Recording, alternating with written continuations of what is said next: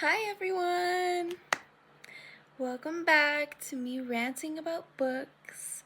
So I want to talk about this very popular book that I believe everybody is reading, The Serpent and the Wings of Night. I read this book, and honestly, these words are so tiny. So tiny for me anyways. Like, they're tinier than what I'm used to. Anyways, I did read it, most of it on my Kindle, just because honestly I'm finding that if I read on my phone or on my Kindle, it goes by a lot faster. I'm not flipping to like the last page or spoiling it for myself or anything like that. Um, but yeah, this book was 4 stars. I actually really liked it. I read it pretty quick. Me and my friend did talk about it every time that we saw each other at work. So we both liked it. We both thought that there was some things that needed to be improved, or some things we just didn't disagree with, or even with each other, like, you know. I do have a few notes. Now that I'm kind of thinking back and, thinking of the story, and as I'm reading book 2, I'm just kind of thinking, like, I don't really think it was 4 stars. I really think it was probably like a 3.8. And the reason is because as I like went over my notes, as I went over and looked at book 1 summary and things, I feel like I was a little misled with the Rain character. It could be just me. It literally could just be me. But I think, so let me share my thoughts. Let me share you with my review. Okay. Yes. So I did start it September 24th. Or not September 24th. Wait, yeah, September 24th. I thought I said September 4th. So I did start this book September 24th. And then I did end it on October 4th or 3rd. Not sure. Anyways, I just think Rain, the main male character, I feel like it's a little misleading. I feel like, so on the back, Carissa Broadbent explains him as dangerous and ruthless and just, And I think the only reason, all of this, again, guys, is all, in my opinion, the way that I took it and the way that I read it. I really feel like he is described as ruthless, dangerous, because he is obviously an enemy. So he is an enemy to the king and to the king's daughter, and that obviously is just a dangerous person in general. Like, this is a threat to the kingdom, a threat to your daughter. So yeah, so I just feel like I was a little misled, because as I read book 1 and now that I'm reading book 2, he is more of a vulnerable character. Vulnerable. And to me, he's not scary. To me, he's not ruthless. To me, he's not in any way a bad boy. And I kind of don't like it, because I feel like when he is described, he seems like this dangerous person, this most powerful person, and he is powerful. It's just his personality is, I'm not living for it, and I don't like it. I'm not into him at all, and not because he is vulnerable, just because I feel like I was misled, and maybe I could have done that myself, totally misinterpreting the author's description and character. Really don't like him as a male character, a main male character.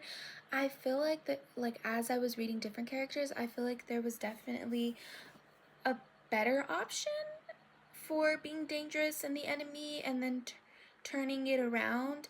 I do love that he is vulnerable at times, because there was certain parts of the book where it was needed. So it's kind of goes 50-50 with me.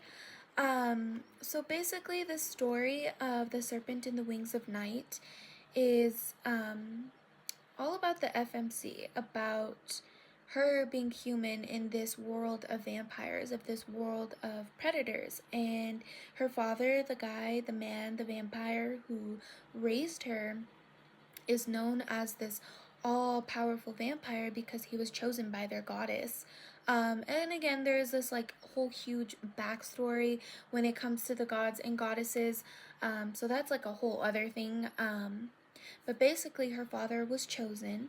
He was anointed a bunch of authority and power, and there is certain establishments of authority. I can't remember. Nightborn.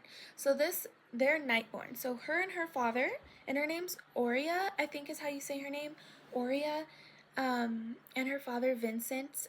They are the Nightborn Kingdom. So there's like different establishments of authority. But anytime a vampire is chosen, then they're kind of anointed all power, basically. So they're the Nightborn Kingdom. She was found when she was young, and he raised her. So you kind of read what she goes through, how she was raised, what she thinks, and then there's these trials. So there's kind of like a trend or whatever. Once the kings or authority figures have children, there's like this theme where the children, in order to inherit that power, they murder their parents or murder whoever, has that power. So you kind of go through Vincent and Aurea's minds and their mindsets and how they all feel about this thing. It's still their parents' job to prepare their kids. Obviously, there's different situations. There was one situation where this kid, his parents tortured him. They took his teeth, they took his wings, they took everything from him just because they knew at one point their kid would have to hurt them. It was sad, it was unfortunate. I liked his character.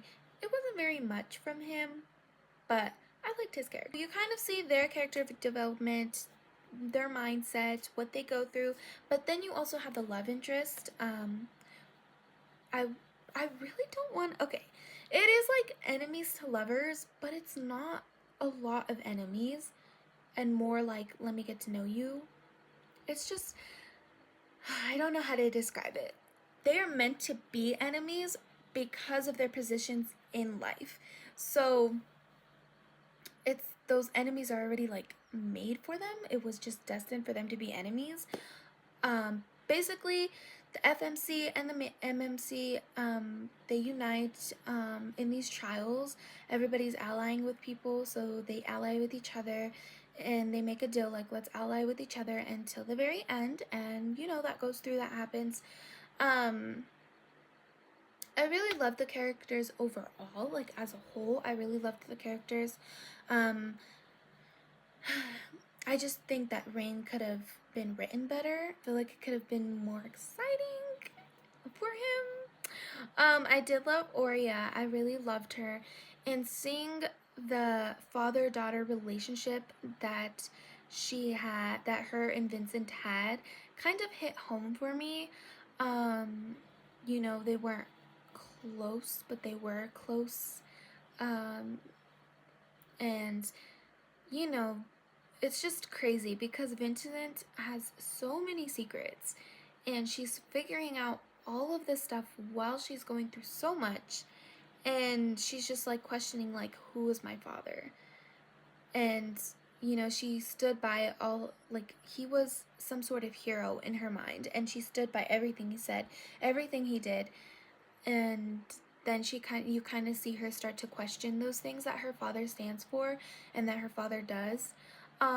So I really appreciated that and really loved that from the book. And I feel like the dynamic between Rain and Aurea could have been written better. So yeah, I originally rated it 4 stars. Now it's a 3.8 stars. I am currently reading book 2 with my friend. Guys, it's like 600 pages. I think like 590 something, but 600 pages. And I just feel like it does not need to be that long. But then again, it is a second book. So I kind of think the whole reasoning for the second book is kind of to just build up with book 3. I'm not sure. I don't know. I have so many feelings and mixed emotions about this series so far. I love the political and fantasy worlds that has to do with this story, but the love and the romantic part is just, I don't think I like it, and I don't think I'm here for it. But it kind of takes away from this fantasy series. So, yeah. Carissa Broadbent's writing is so good. It's just like so intelligent and so, because even though I'm not interested in the romantic part or the love interest between these characters, I still very much love her world building. I love her character building. I love the fantasy aspects of it. I love the whole vampires, the wings, the dark stuff, the whole goddesses and gods background. They have their own like little background stories in here. I love that too. So I think she does a good job with all of that. Rain's best friend, I love her. I love her so much. She's kind of just like that peacemaker friend. She reminds me a lot because she's like jumpy and cheerful and always thinking of the positive. She is a little closed up. Her name's Misha or Misha, but they do call her Mish or Mish. But she reminds me a lot of Alice from the Twilight series. You know how Alice was just like always positive, always there, always loved with her heart in these very like negative situations. That is very much like Misha.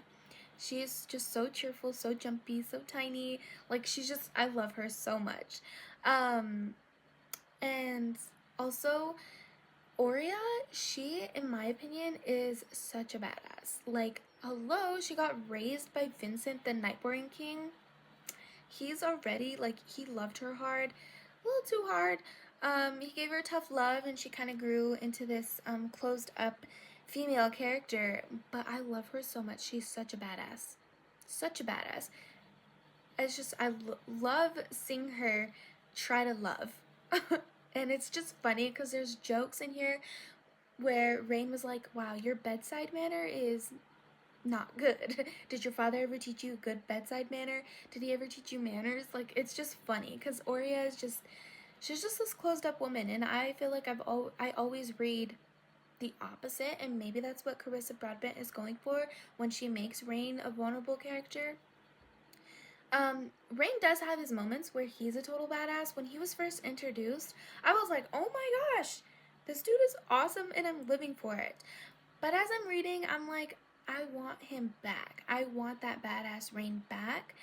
I'm kind of tired of the vulnerable crybaby Rain. I need him to be ruthless again. But basically, that is my review, guys. One last thing I want to share with you guys is my favorite quote from this book. I'm not going to tell you what page. I'm not going to tell you which chapter. I'm just going to read it to you guys. And hopefully it can convince you guys to read this book, read this series. See if you guys think differently from me. If you love it, you hate it, if you're in the middle like me, just let me know. So, I even wrote it down. Okay. I'm glad it was you, he said quietly, and I made sure my aim was true as I slid my blade into his heart. Guys, I'm just like remembering my feelings of when I read this because despite my feelings for these characters, I wanted to cry. I wanted to cry so much. This is my little book review for the Serpents. Oh, the Serpents. For the Serpent and the Wings of Night. So I love you guys. Thank you guys for listening to me. Let me know what you guys think. Let me know if you guys hated this, loved this, you're in the middle, if you love the fantasy, if you love the romantic parts. Like, let me know what you guys think of the characters. Bye, guys!